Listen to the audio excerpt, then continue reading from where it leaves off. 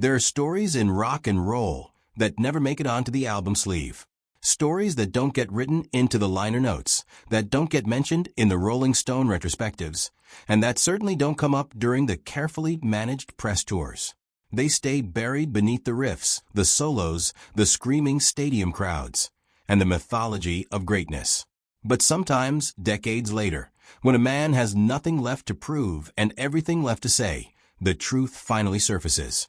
And when it does, it doesn't come quietly. Michael Anthony just turned 70 years old. 7 decades of living.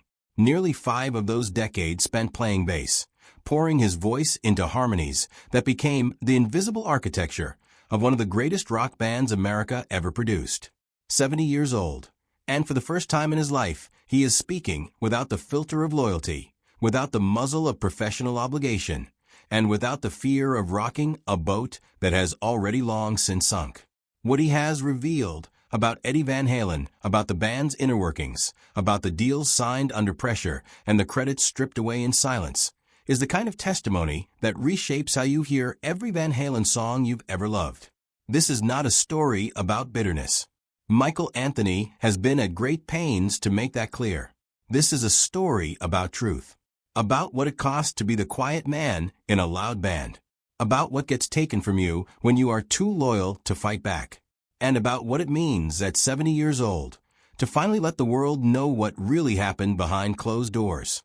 To understand what Michael Anthony is exposing, you first have to understand who Michael Anthony actually is. Not the caricature, not the background figure standing stage, left while Eddie shredded, but the actual musician, the actual human being who helped build something extraordinary from nothing.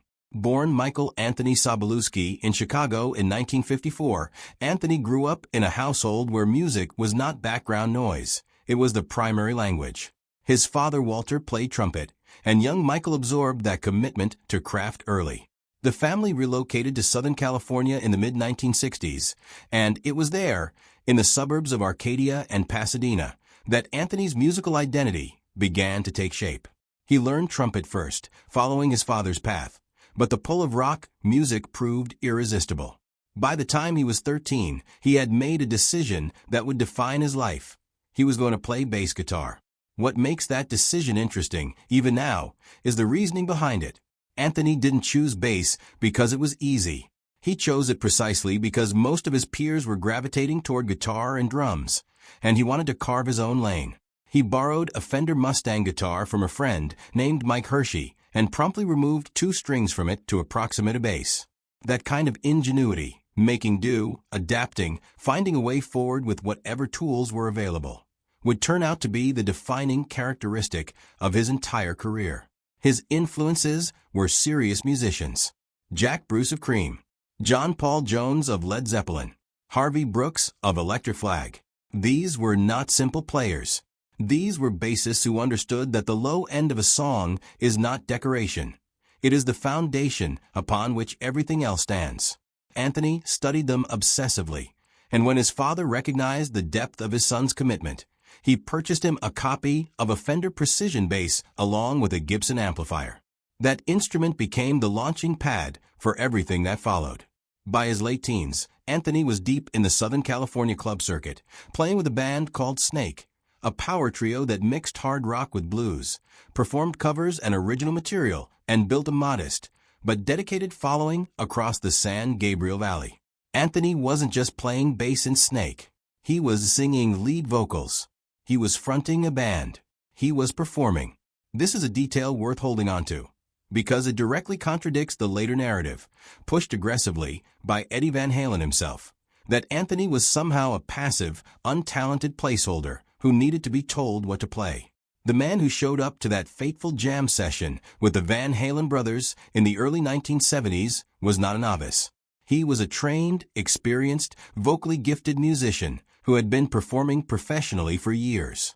And what he brought to what would become Van Halen was not just competence, it was the missing piece. His bass locked in perfectly beneath Eddie's guitar and Alex's drums. And his voice, that extraordinary, soaring upper register, gave the band a harmonic dimension it had never possessed before. The Van Halen brothers recognized it immediately. The offer to join was not a charity. It was a strategic recruitment. The years between joining the band in the early 70s and the release of the debut album in 1978 were years of relentless, unglamorous work.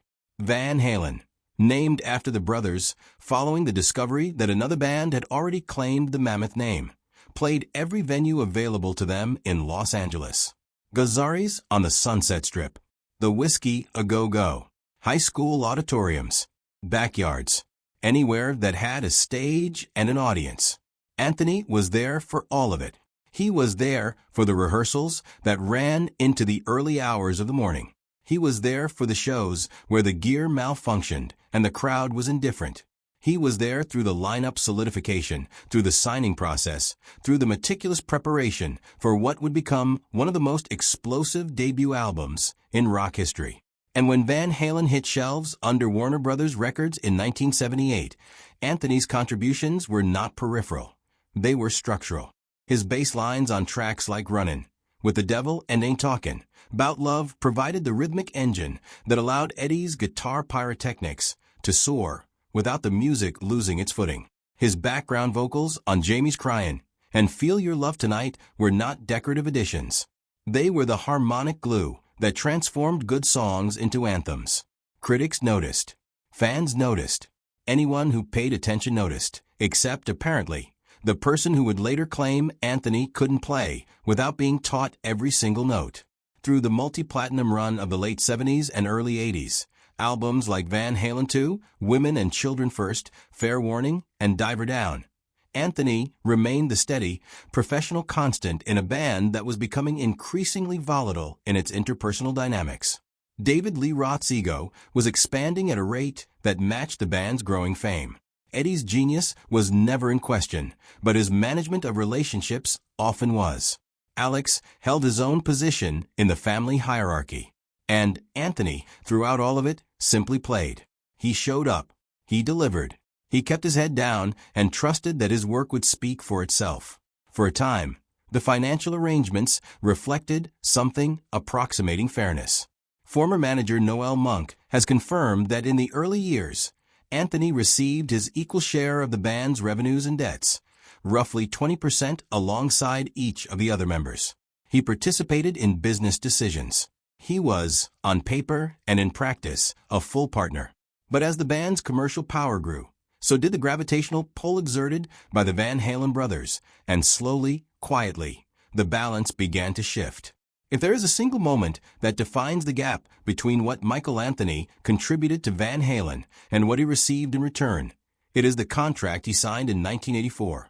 And at 70, speaking with the clarity that only time and distance can provide, Anthony has made clear that the circumstances surrounding that signing were something he has carried as a wound for decades. By 1984, Van Halen were not just a successful rock band. They were a cultural phenomenon. The 1984 album, featuring Jump, Panama, and Hot for Teacher, would go on to sell over 10 million copies in the United States alone. It was a career peak by any measure, a record that cemented their place in the upper echelon of American rock. And it was precisely during the period surrounding that album and its accompanying tour that the most consequential document of Anthony's professional life was placed in front of him. According to Noel Monk's account in his memoir, Anthony was presented with a contract backstage, hours before a concert performance, not in a lawyer's office, not with advisors present, not with time to think or negotiate. All three of his bandmates were present. The pressure in that room, whether stated explicitly or communicated through the sheer weight of the moment, was unmistakable. The contract asked Anthony to sign away his songwriting credits and future royalties, and critically, the agreement was retroactive, meaning it also stripped him of financial participation in the 1984 album itself, despite his vocal and musical contributions to that very record. Anthony signed. And at 70 years old, he has spoken about why. Not because he believed it was fair. Not because he had been convinced it was the right thing to do. He signed because he loved being in that band. He signed because he feared that not signing might mean not being part of the music anymore. He signed because, in his own words, playing music was all he had ever wanted to do, and he was willing to absorb an injustice in order to protect his access to the thing he loved most. That is not weakness. It is a particular kind of devotion that is both admirable and heartbreaking in equal measure. The long-term financial consequences were staggering. Every greatest hits collection, every reissue, every licensing deal for every commercial, every film soundtrack, every television advertisement that ever used a Van Halen song that Anthony helped create and record. He saw none of it. The revenue streams that should have flowed to him for decades were rerouted before he fully understood what had happened. And perhaps more damaging than the money was what the contract communicated about his standing within the band. He was no longer a partner. He was a performer, employed to execute a role that others now owned entirely. What happened in that backstage room in 1984 was private. What Eddie Van Halen did decades later was entirely public. And at 70, Michael Anthony has made clear that the public humiliation cut just as deep as the private betrayal. In 2015, Eddie Van Halen gave an interview to Billboard magazine that sent shockwaves through the rock community. In it, he claimed that he had to personally show Anthony how to play every single note on Van Halen records. He suggested Anthony lacked initiative, lacked self-direction, and was essentially a musical passenger rather than a contributor. The comments were detailed, dismissive, and delivered with the authority of a man who clearly expected his version of events to be accepted without question. The response from fans and fellow musicians was immediate and fierce. People who had watched Anthony perform for decades, night after night, city after city, maintaining flawless bass lines while simultaneously delivering those extraordinary high harmony vocals, found Eddie's claims not just unfair, but genuinely baffling. Bass players, in particular, pushed back hard. The technical demand of what Anthony did in Van Halen is not insignificant. Holding down a rhythmic foundation while singing complex harmonies above Eddie's intricate guitar work requires a level of musicianship that simply cannot be faked across 3 decades of live performance. Anthony's response, when it came, was measured but clear. He stated that the claims were completely without foundation. He explained that he had always learned the band's material independently, that there had never been teaching sessions of the kind that he described, and that if such sessions had occurred, there would be documentation, witnesses, recordings, something, and none existed. He was not angry in his public statements, or at least he did not present himself as angry. But the hurt was evident beneath the composure. This was not a stranger making false claims. This was someone he had spent decades alongside, someone he had called a friend and a creative partner, someone he had defended in private even when the relationship had already begun to deteriorate.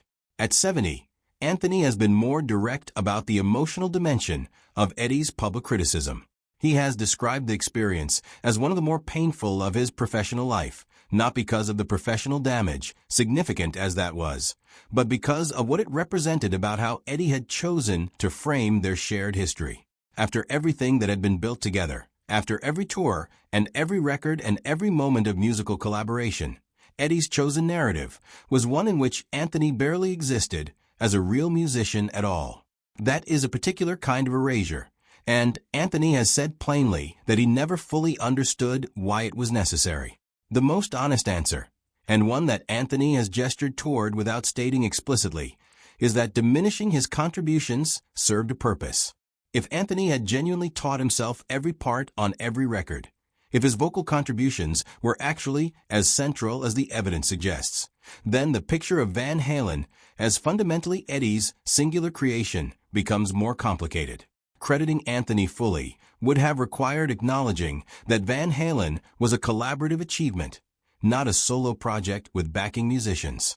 And that acknowledgement, for reasons that likely had as much to do with legacy management as anything else, was apparently one Eddie was unwilling to make. The financial stripping and the public dismissal were not isolated incidents. They were part of a gradual, systematic reduction of Michael Anthony's presence in Van Halen that accelerated through the 90s and into the 2000s, and that culminated in one of the coldest professional endings in the history of rock music.